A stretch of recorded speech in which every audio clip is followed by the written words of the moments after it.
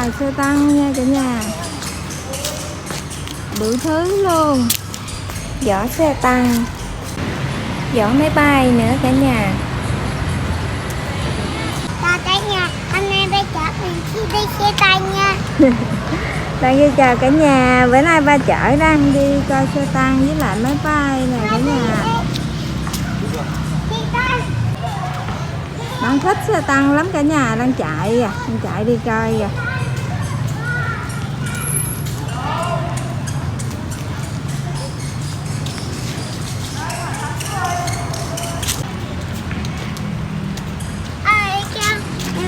Mình đi coi.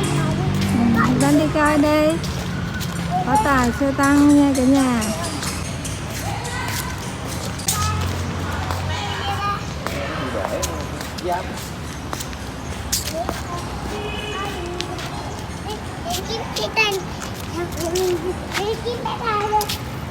Hát pháo xe tăng nè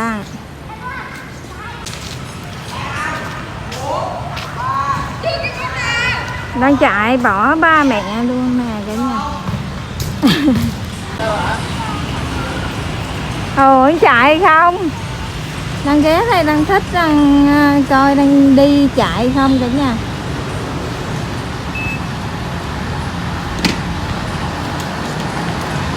Con đi kìa.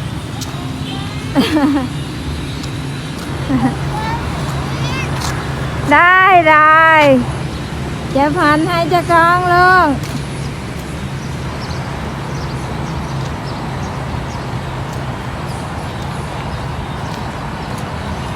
Này là gì đang nói cho cả nhà nghe coi. À bye bye.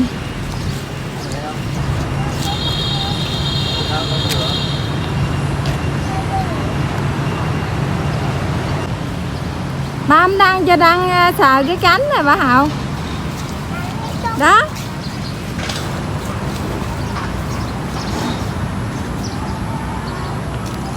Đâu đó hả? Nói thôi nha bạn. Hả? Thế rồi. Cửa thì được.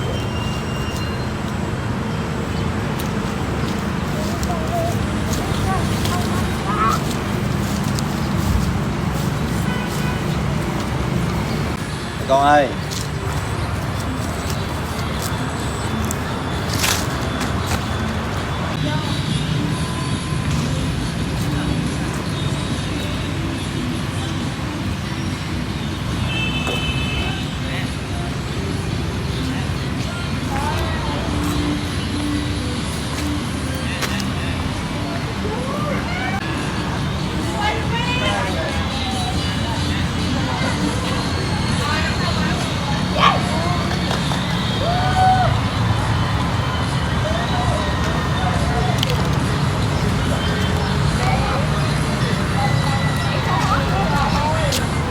Đang coi anh chị nhảy á hả? Không à. Ôi lạo vậy Đăng cũng không dám đi qua nữa cả nhà.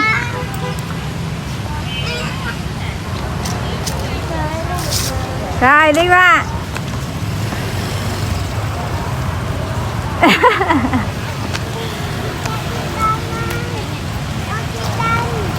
Đó.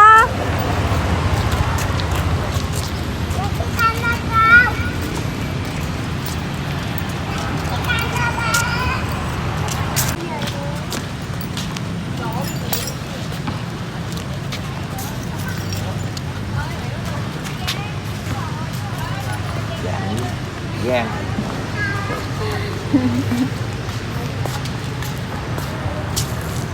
Có con trai giỏi vậy thôi chứ.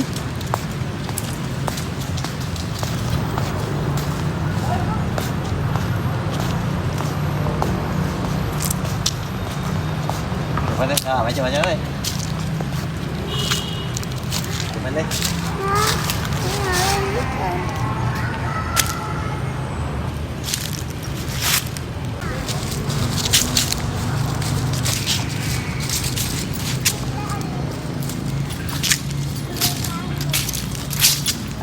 Xác xe tăng đã bị hư.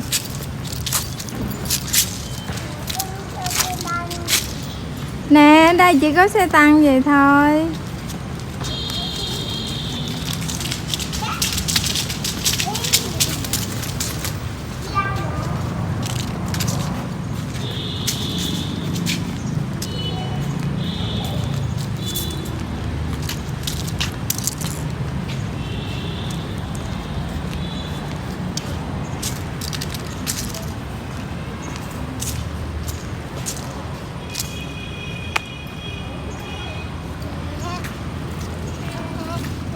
Ở trên nào có xe tăng đó, không có, nhưng mà không có cái gì trên, không có xe tăng nào hết.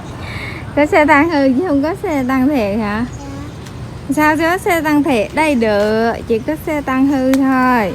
Không có những cái đóng lại có mấy triệu.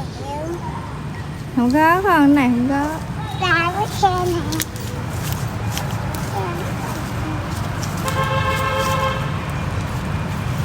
Anh đây cũng xe tăng nè mẹ. Ừ. Cái gì cũng xe tăng. Con thấy gì đấy? Đang hát bài năm anh em trên chiếc xe tăng kìa. Em ngồi chiếc xe tăng như nào không bên thì một cái như nào nữa cả tung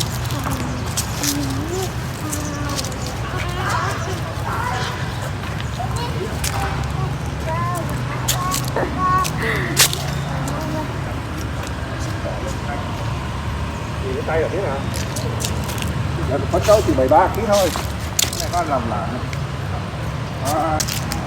Đi về con. Đi Đăng ơi, giờ đang coi xong rồi, giờ mình đi về mình ăn bánh khọt nha. Đi về ăn bánh khọt, bánh xèo. Đang không chịu, đang lắc đầu rồi bà học. Đi. Ủa chạy không có các bạn á, đang hư rồi.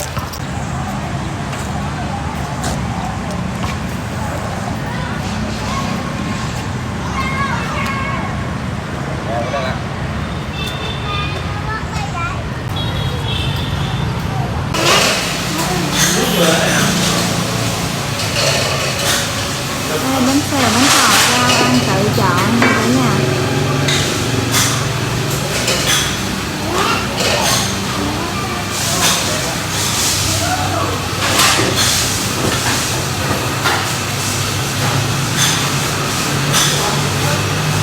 Rất nhiều loại rau nên mình ngon lắm luôn.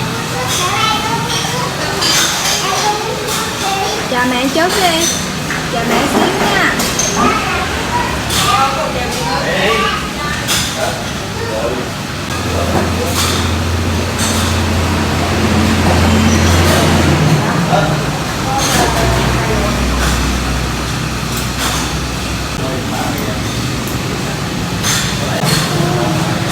Đang uống nước đó hả?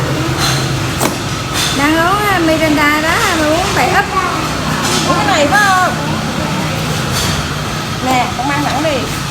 Lấy thêm 2 cái tẩy. Không có không. Hả?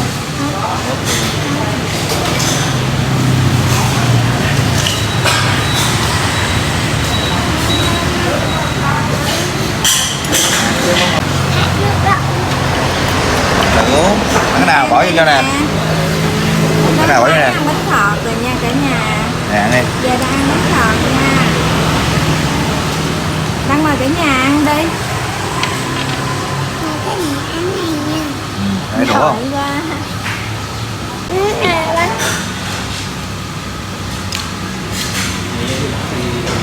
khọt nó cơm. Mời lại ở đây đó. nhà ngon lắm. Hãy ăn nó đi này. Mở lên nè. Mở lên nè. Mở lên, mở lên, mở lên, mở lên. Đây đó, con đi đây. Nó mở nước giùm Đăng đi. Ba. Ừ.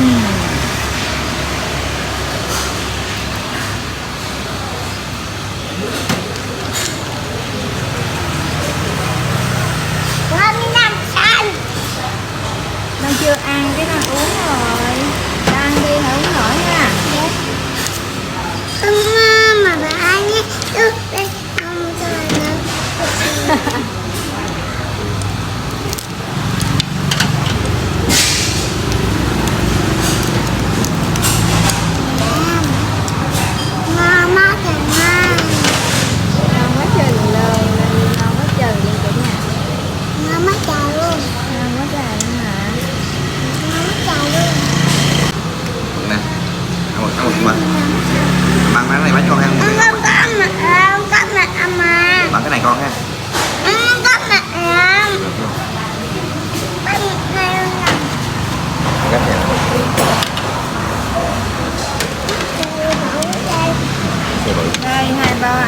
thêm một dĩa bánh khọt, và ba Hậu ăn thêm một cái bánh xèo.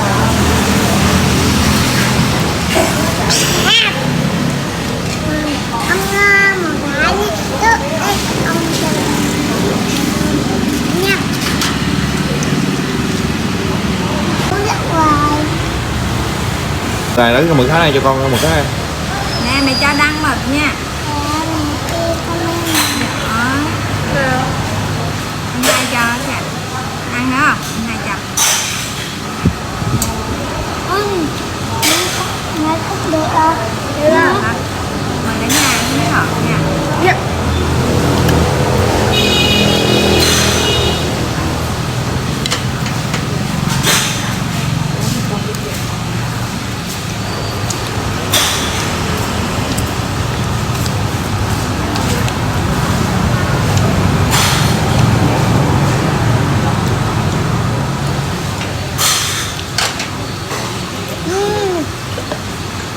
Ngon rồi. Đăng ngồi xuống. Dính đầu đăng vô.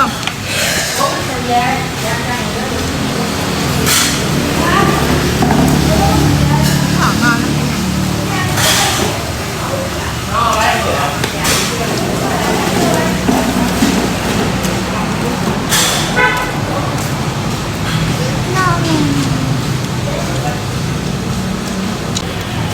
Gia đình ăn bánh khọt xong rồi giờ đi về nha cả nhà. Bye bye cả nhà em Đăng. Bye bye cả nhà, hẹn gặp lại cả nhà ở video sau nha. Đang làm gì ạ? Sao cả nhà sao? Cả nhà là ăn cái ốc lẩu ra mi chụp hình. Dạ.